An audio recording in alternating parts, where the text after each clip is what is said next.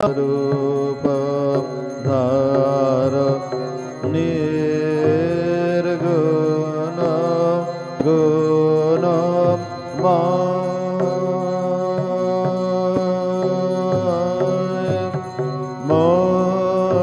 मोचन अघ दूषण जाग चेद घन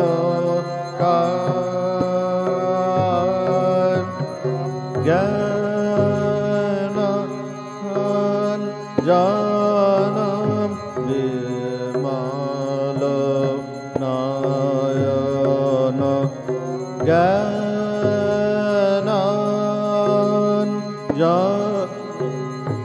विमल नयन विखान मोह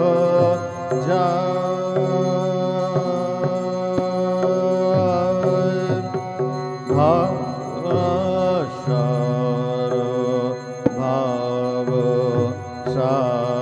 सागर चिर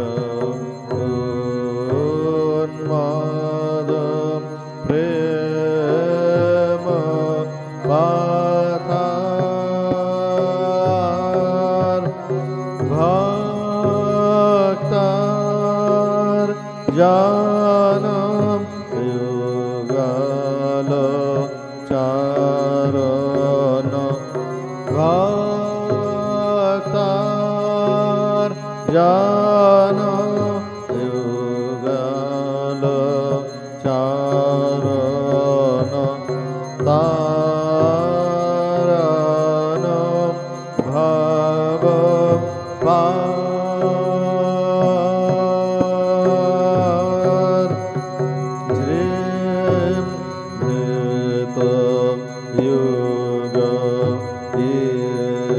ईशार जाग ईशार योग सहाय निरोधान समाहित मन निरोधान समाहित मन निराखि तव कृपा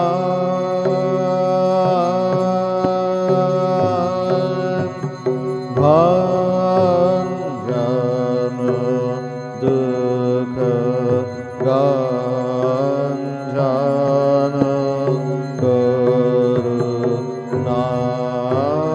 करुणाघन कर्म कठोर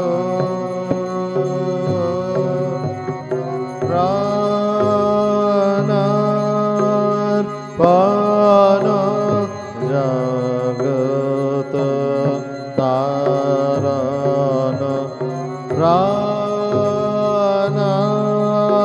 प्राणार्पण जगत तारण कृन्तन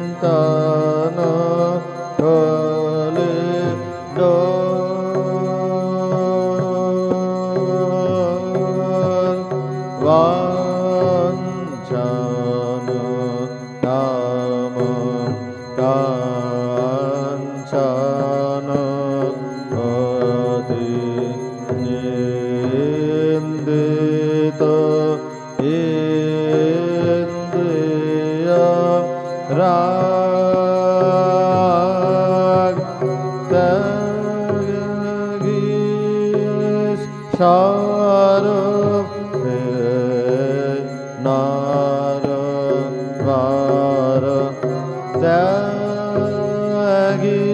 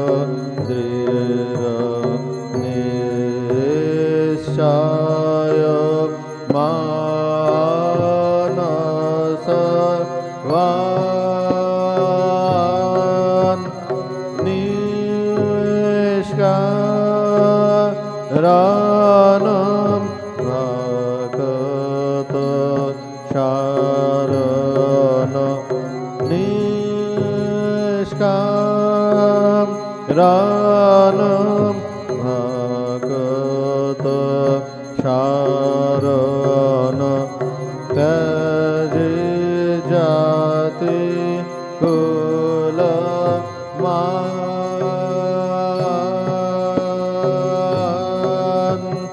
সম্পদ তব শ্রীপদ ভাব পুষ্পদ বারি যথায় প্রেমার পান সমম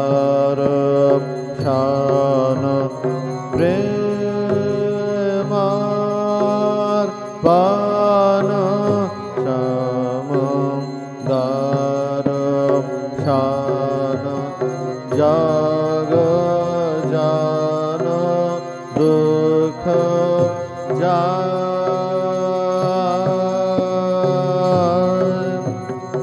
সম্পদ তব শ্রীপদ ভাব পুষ্পদ ভারি যথায় প্রেমার্পণ সমদর্শন প্রেমার্পণ সমদর্শন জগ জন দুঃখ যায় নমো নমো প্রভু वाक्यमनातिक नमो नमो प्रभु वाक्यमनातिक मन वचनैका धार प्रभु मन वचनैका धार ज्योतिर ज्योतियो जल हृदय कंदर ज्योतिर ज्योतियो जल हृदय कंदर तुमी तम भंजनहार प्रभु तुमी तम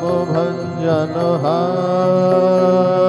नमो नमो प्रभु वाक्यमनातित नमो नमो प्रभु वाक्यमनातित मन वचनैका धार प्रभु मन वचनैका धार ज्योतिर ज्योतियो जल हृदय कंदर ज्योतिर ज्योतियो जल हृदय कंदर तुमी तम भंजनहार प्रभु तुमी तम भंजनहार धिद लंग रंग भंग बाजे अंग संग मृदंग धिद लंग रंग भंग बाजे अंग संग मृदंग गाइছে ছন্দ ভকত বৃন্দ আরতি তোমার গাইছে ছন্দ ভকত বৃন্দ আরতি তোমার জয় জয় আরতি তোমার হর হর আরতি তোমার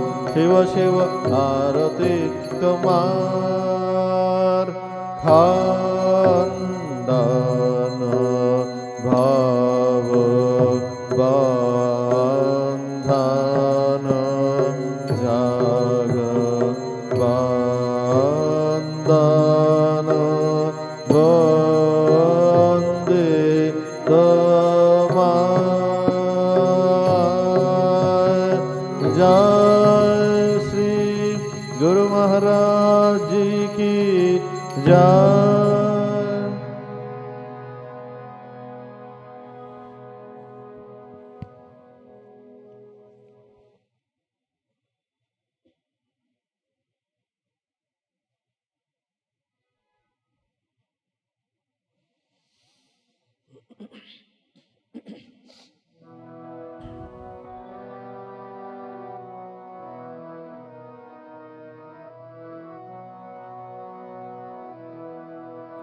ॐ ह्रीं ऋतं त्वमचलं गुणजित् गुणेभ्यः नाक्तं दिवं शकरुणं तव पादपद्मं मोहङ्कषं बहुकृतं न भजे यतोऽहं तस्मात् त्वमेव शरणं मम धीः बन्धो भक्तिर्भगश्च भजनं भवभेदकारी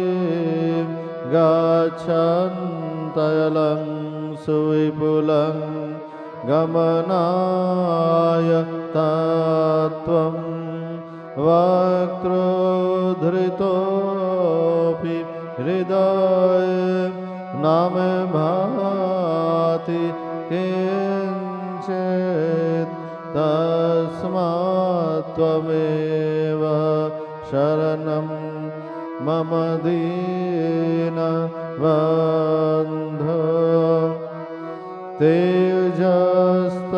तेजस्तरन्ति तरसा त्वयि तृप्त तृष्णां रागे कृते ऋतपथे त्वयि रामकृष्णे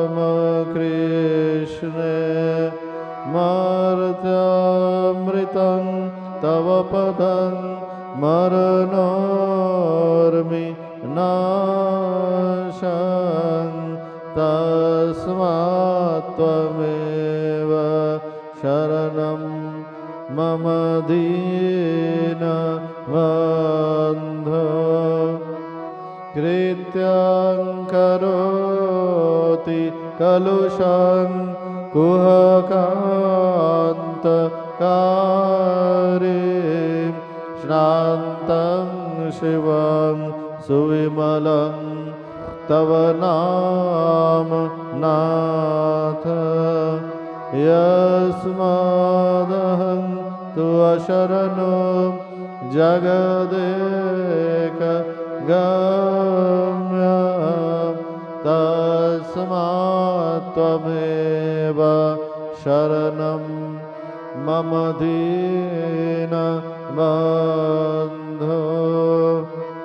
ॐ स्थापकाय च धर्मस्य सर्वधर्मस्वरूपिणे अवतार वरिष्ठाय रामकृष्णाय ते नमः ॐ नमः श्री भगवते रामकृष्णाय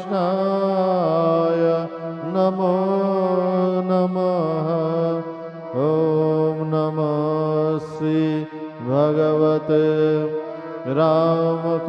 रामकृष्णाय नमो नमः ॐ नमः श्री भगवते रामकृष्णाय नमो नमः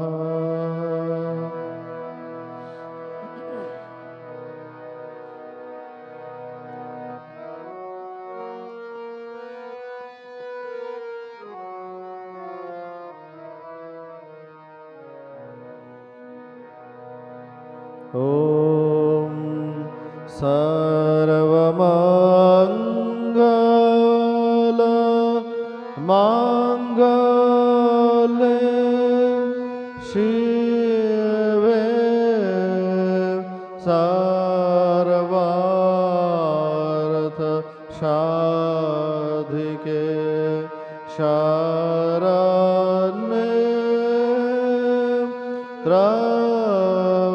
त्र्यम्बके Gauri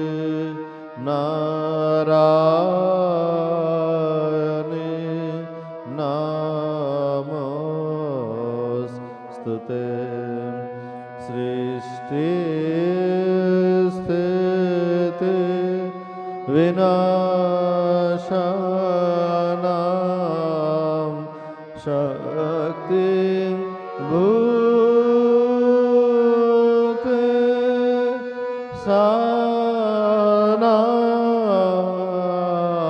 सनातने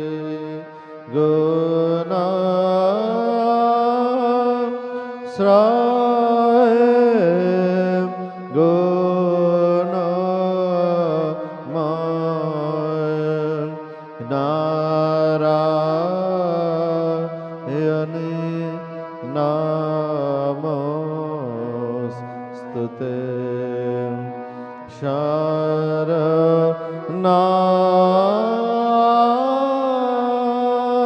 gato dinarato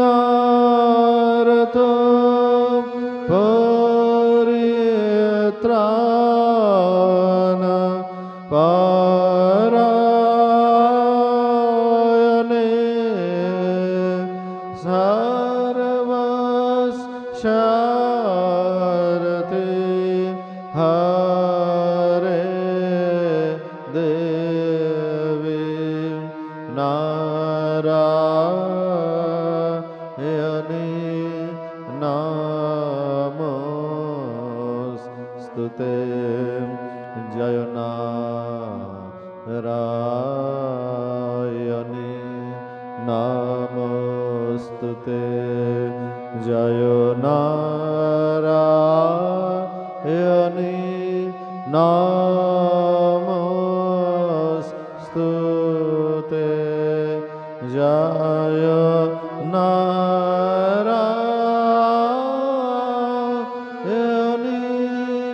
Namostute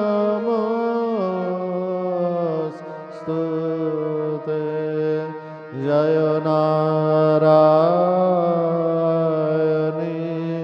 Namostute.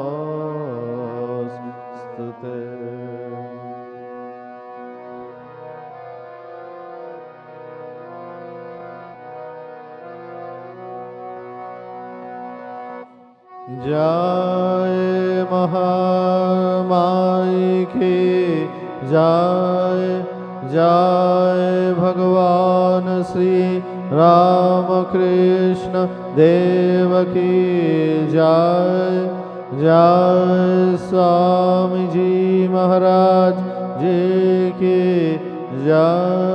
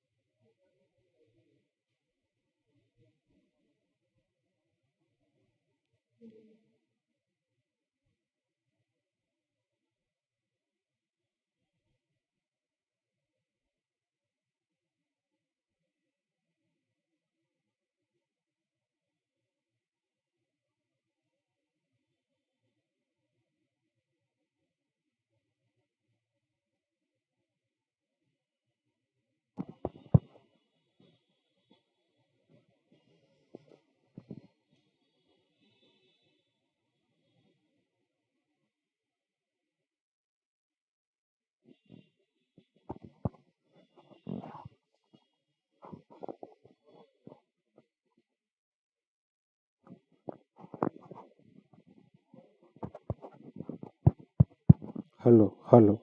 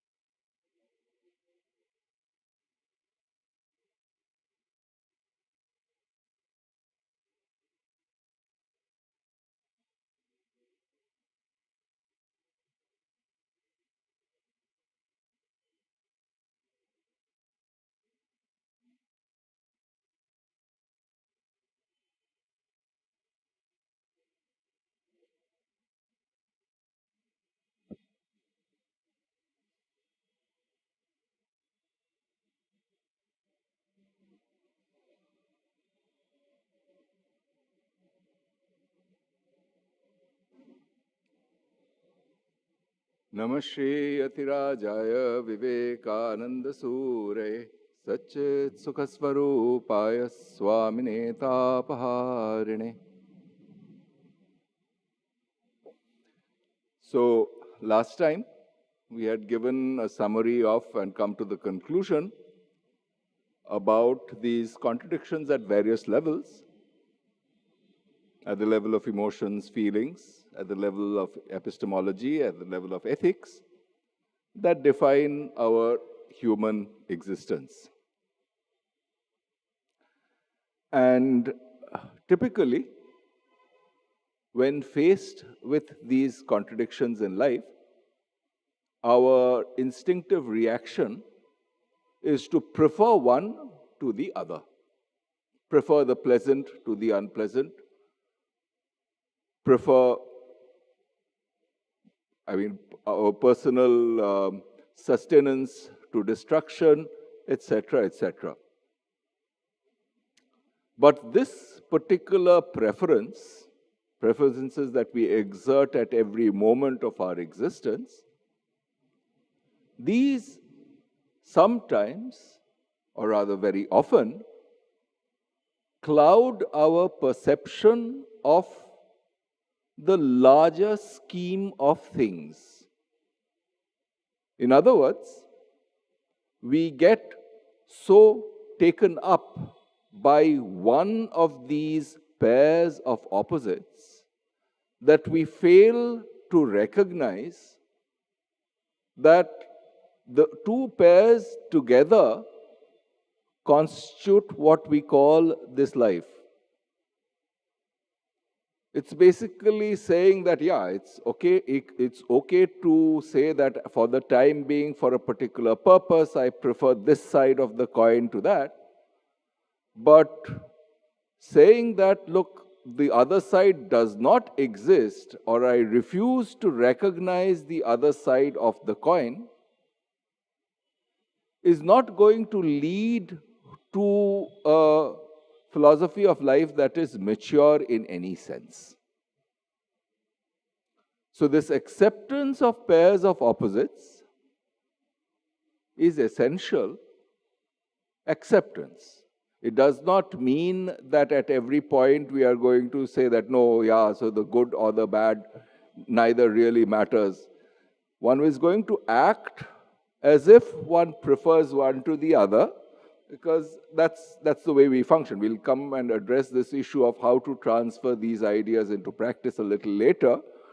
But for the time being, the point that is being driven home in this particular lecture of Vivekananda is that these pairs of opposites constitute what we call our life. These are existential facts, and refusing to recognize these dualities as something that defines our existence is not going to conduce to long-term satisfaction, joy, or happiness. This is the point that is being made here. And these dualities, what do we call them in our practical, personal, day-to-day life? This is exactly what constitutes our individuality. These preferences. This is good for me, this is bad for me. This is beautiful for me, this is ugly for me. This is life for me, this is death for me. It's precisely these pairs of opposites that condition our mind, that constitute our individuality. I had also mentioned that we are not really individuals. It's not that we are indivisible, we are dividuals, as so to speak. There's an expression that I had mentioned is from this book by Yuval Noah Harari called Homo Deus, where he sketches the future evolution of humankind. And it's basically, it's almost a tautology if you look at it from this point of view, that it's these pairs of opposites. These pairs of opposites are not indivisible. For the moment, I feel, for one moment I'm happy, one moment I'm sad, which means that I have divided my existence up into moments where I'm happy, where I'm sad. What is it that is indivisible about this? Do we bother to ask ourselves this question? Certainly, it is not our mental attributes. Certainly, it is not life, because life has its opposite in death. It's not ignorance, because ignorance has its opposite in knowledge. It's not knowledge, because knowledge has its opposite in ignorance. So, what exactly do we really mean behind this notion of individuality? And this is being addressed in this particular paragraph. So let me recall the paragraph. I think we had briefly read part of the paragraph last time. Today we'll complete it. The Vedanta says that there must come a time when we shall look back and laugh at the ideals which make us afraid of giving up our individuality. And wherein lies the individuality? It's precisely the notion of this body. Each one of us wants to keep this body for an indefinite time, thinking we shall be very happy. But there will come a time when we shall laugh at this idea. Now, if such be the truth, we are in a state of hopeless contradiction. Neither existence nor non-existence, neither misery nor happiness, but a mixture of them. This is a summary of the paragraphs that preceded this, essentially the contradictions that constitute our existence. So there is no way out if we say that we are going to prefer one of this pair of opposites to the other.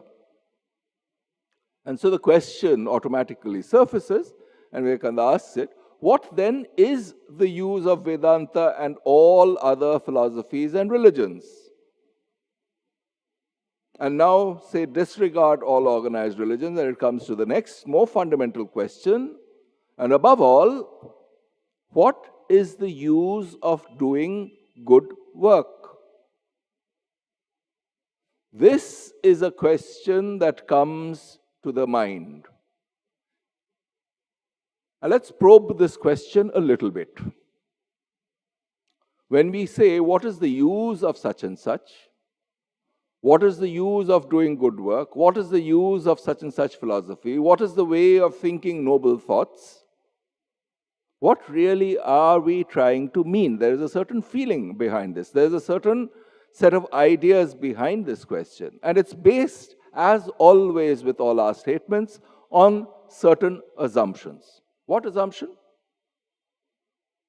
I want X in preference to Y. Of this dual pairs of opposites, this is what I prefer.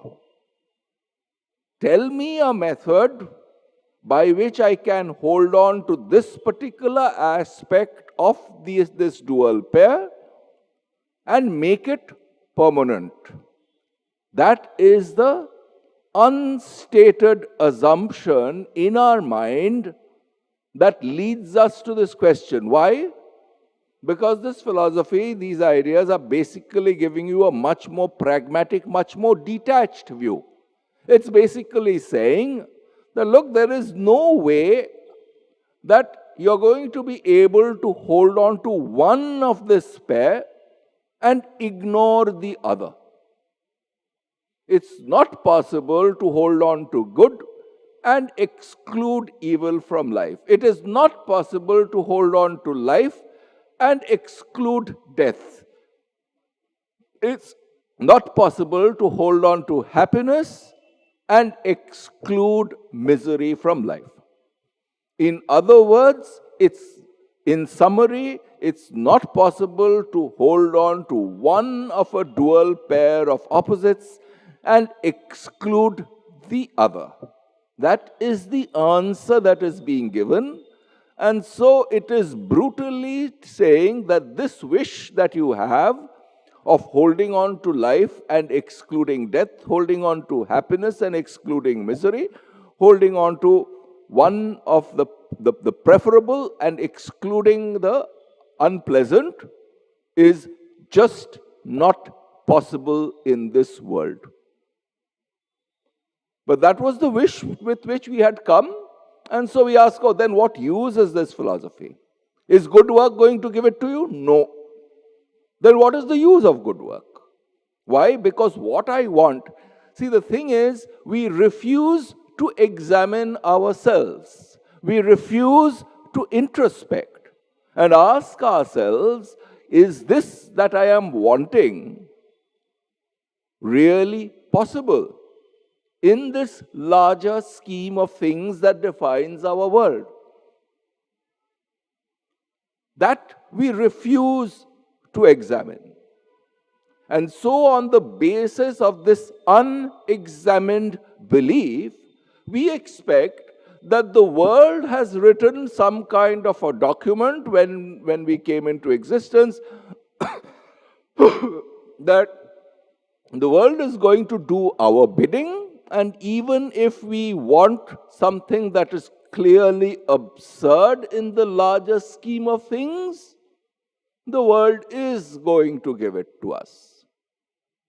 The point being, at the end, that an individual really does not matter in the larger scheme of things as much he or she thinks he or she should.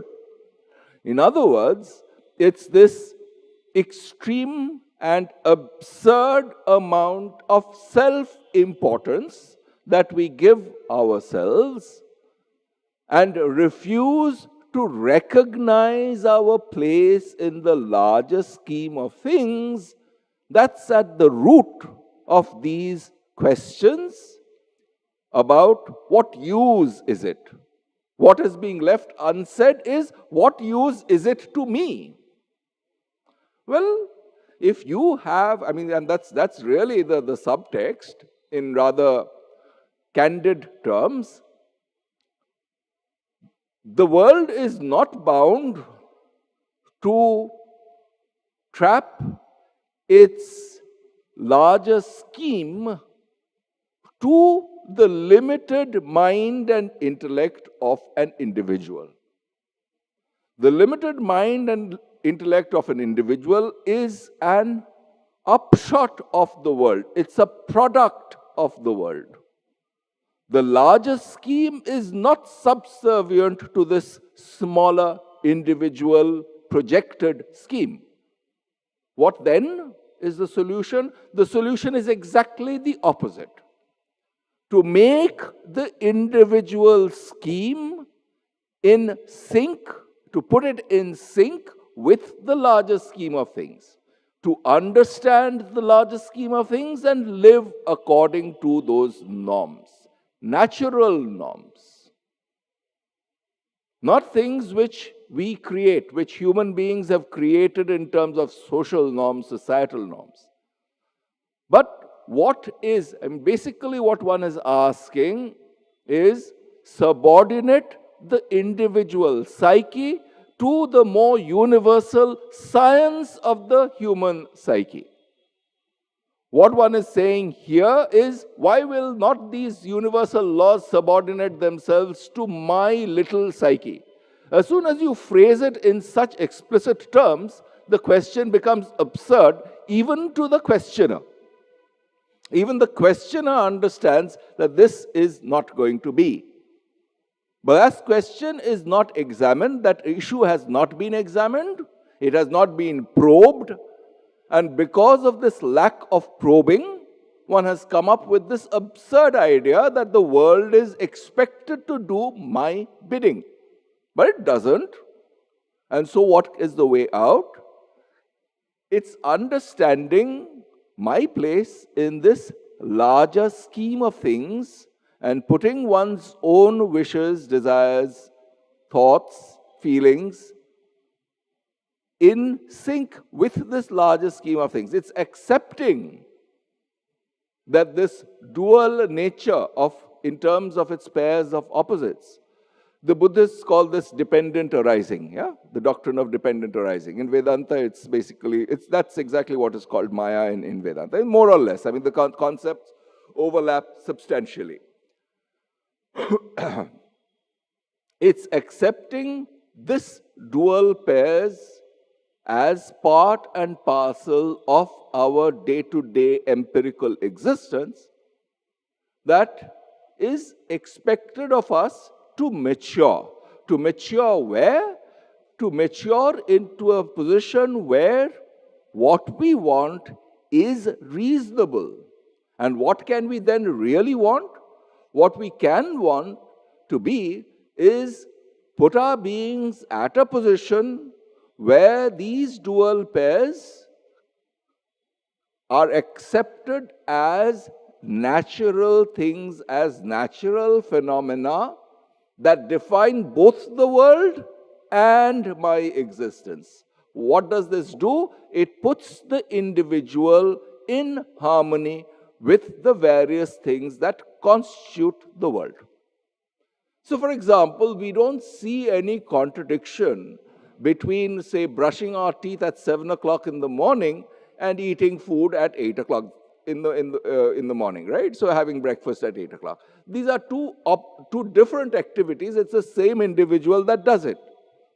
But on every morning, this is something that all of us do. We don't find any contradiction between them.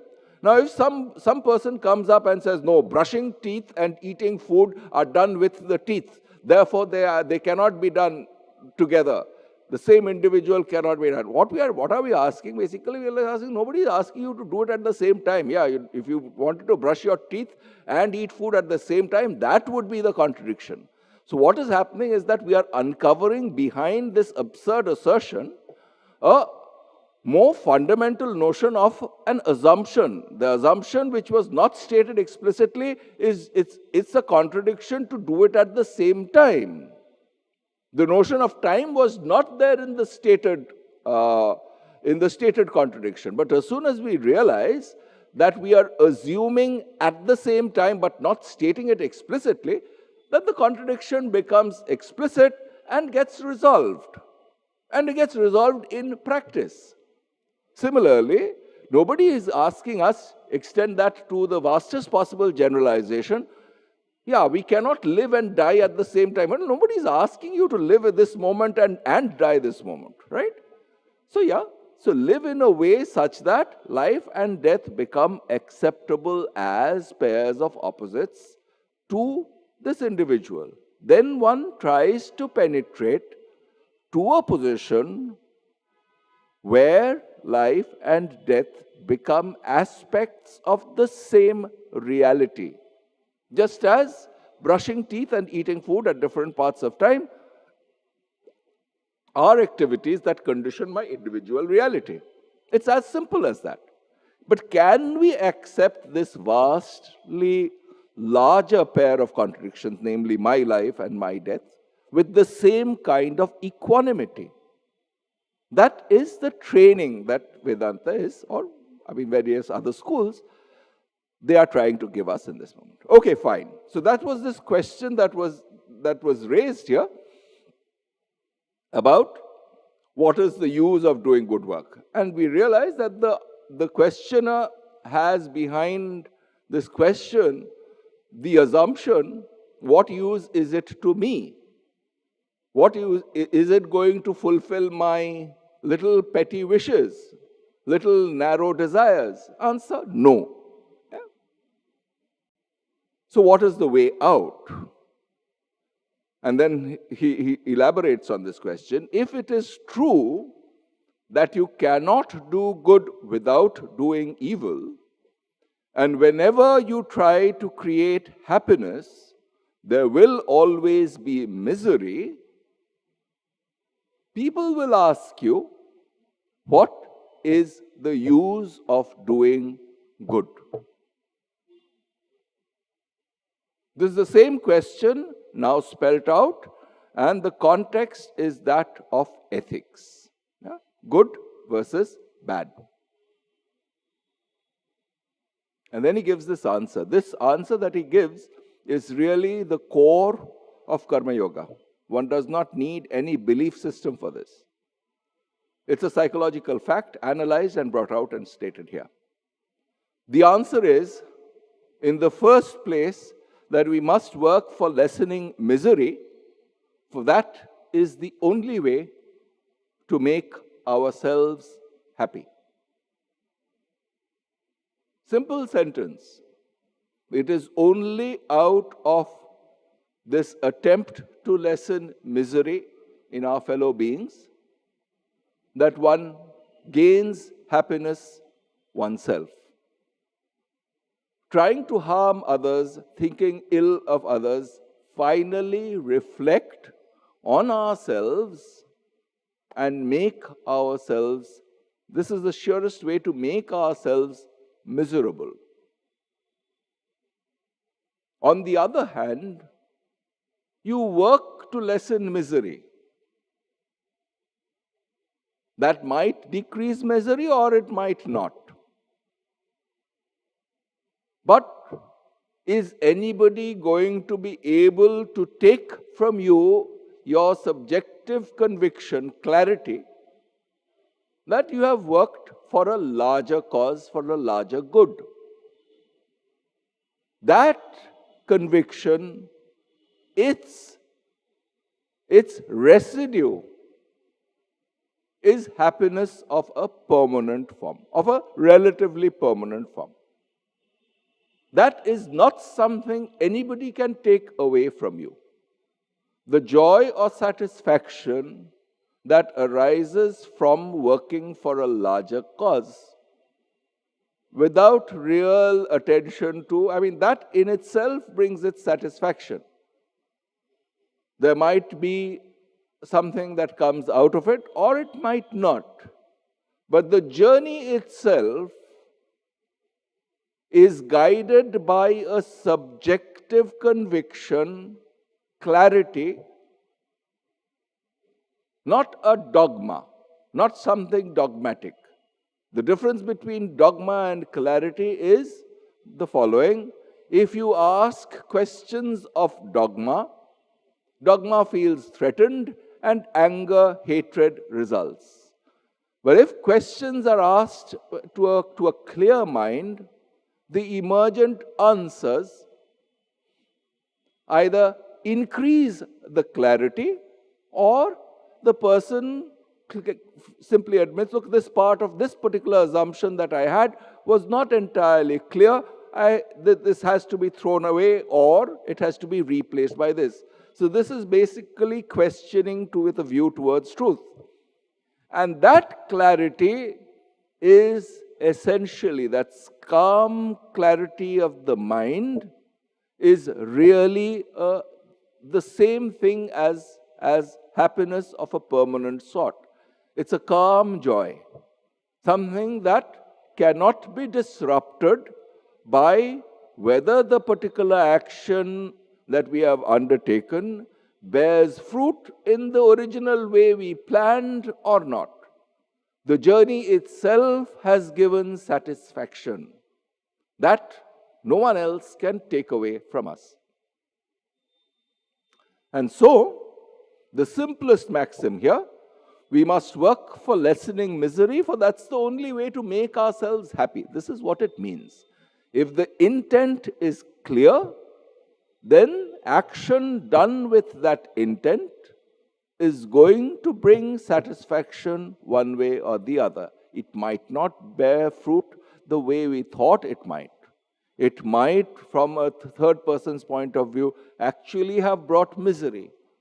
But this core satisfaction, joy, happiness that has come from following our deepest convictions with clarity, not with dogma, is going to bring happiness independent of what comes of it.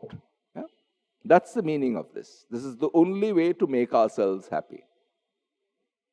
Every one of us finds it out sooner or later in our lives.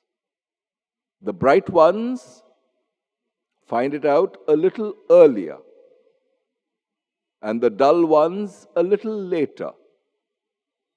The dull ones pay very dearly for the discovery, and the bright ones less dearly. Why? Because they have not wasted too much time in understanding the simple fact that greater satisfaction, greater happiness, greater joy comes not out of holding on to this pair of opposites that we call our individuality, but in bringing it in sync with the larger scheme of things, in particular with other individuals, with this universe of people and beings we live in. This is the first argument for what is popularly called doing good.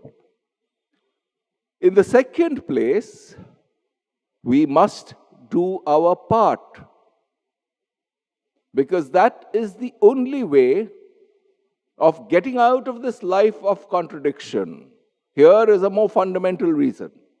We understand that this individuality that we call an individuality now is constituted of pairs of opposites.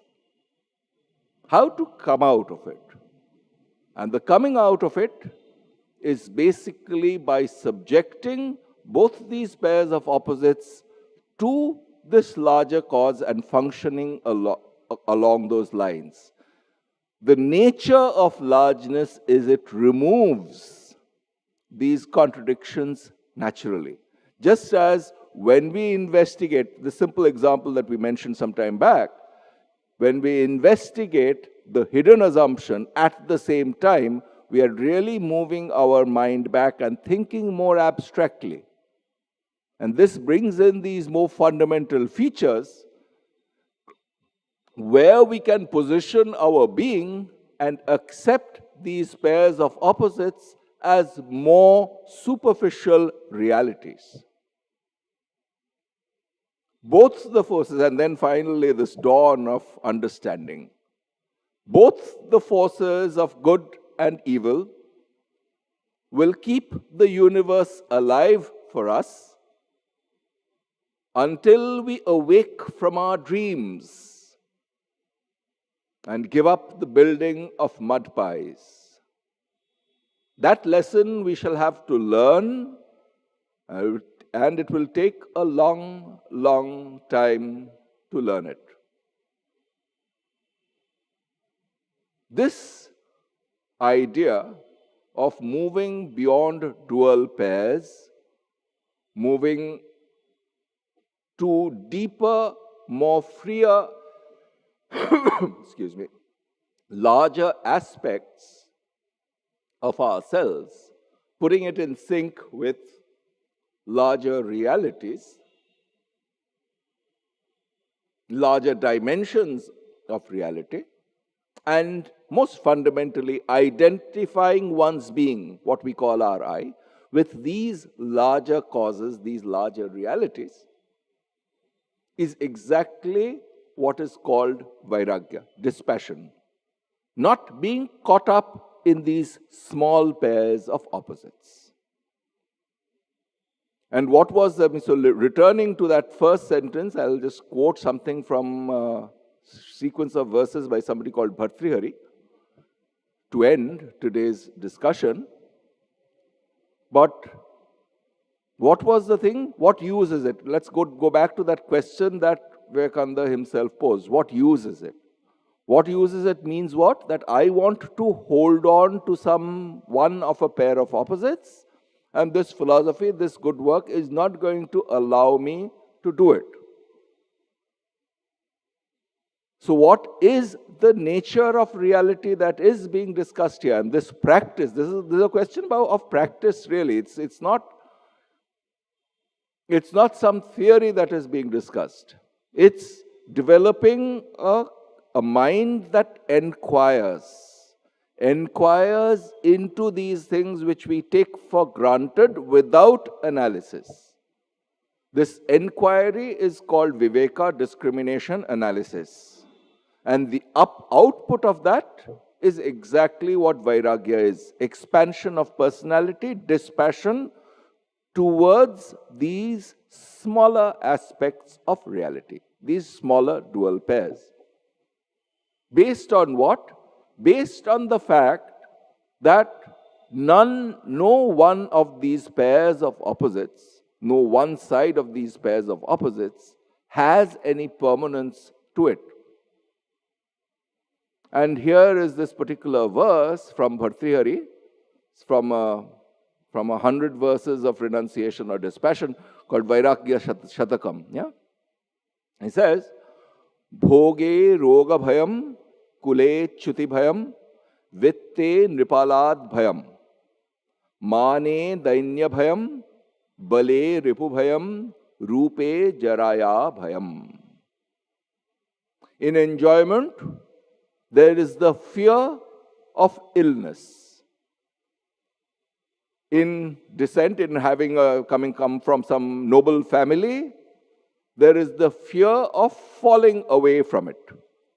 Vitta. Vitta means wealth. In wealth, there is the fear of the wealth being taken over by more powerful people, such as kings. Man. In fame, there is the fear of infamy. Dainya, bhayam. Bal, strength. In strength, there is the fear of ripu.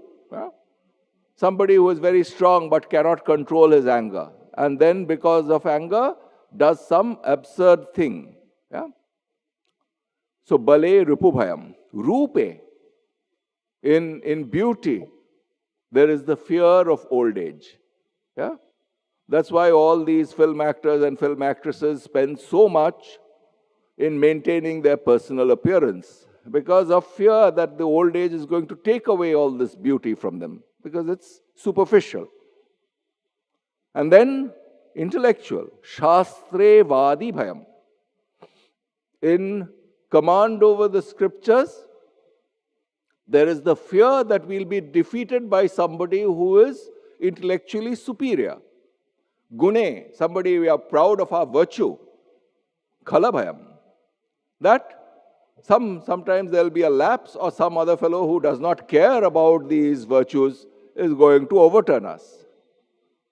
Finally, and this is the summary of all this, Kaye Kritantat Bhayam. In this body, in this attempt to hold on to this body and think of it as permanent, there is the fear of death.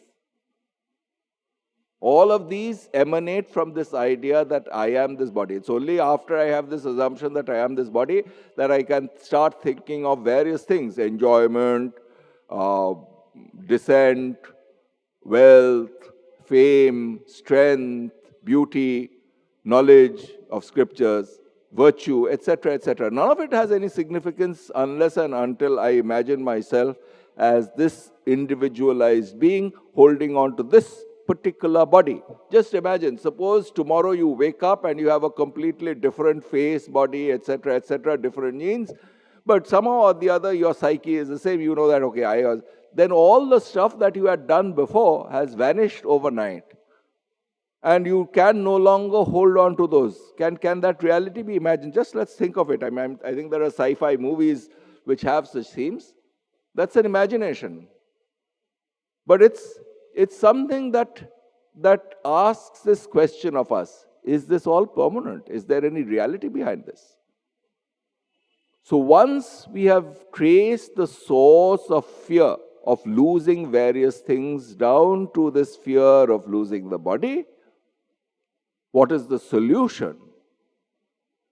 And that is given in the last thing. Sarvam vastu bhayanvitam bhuvinrinam vairagyameva abhayam.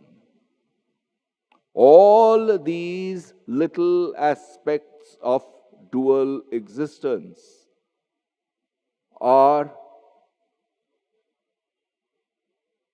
through and through, they are filled with fear. Fear of its loss. Fear of their impermanence, which is a fact. any of these pairs of opposites is impermanent in its very nature. This understanding and the consequent dispassion is therefore almost tautologically these pairs of opposites and holding on to one which is impermanent is the source of fear because of its impermanence. Its impermanence is exactly what is reflected in the subjective response called fear. The truth of this impermanence is something that does not go away from our psyche, and hence we fear losing something. We want it to be permanent at some level, knowing it to be impermanent. What then is the solution? Know it to be impermanent. Knowing it to be impermanent immediately makes the mind give up its passionate hold on something in terms of this falsehood that it is permanent. It is not. And once the mind accepts it, it moves a little back. That response of the mind is exactly to a larger dimension automatically, because it has accepted consciously or unconsciously these pairs of opposites as part and parcel of this phenomenal existence. This moving back is exactly what is called vairagya, and automatically it is not holding on as permanent to one of those pairs. Consequently, what has happened? That fear is gone. What has come about is lack of fear, of fearlessness. Hence this last line, Sarvam Vastu Bhaya Anvitam Bhuvi Nrinam, for human beings.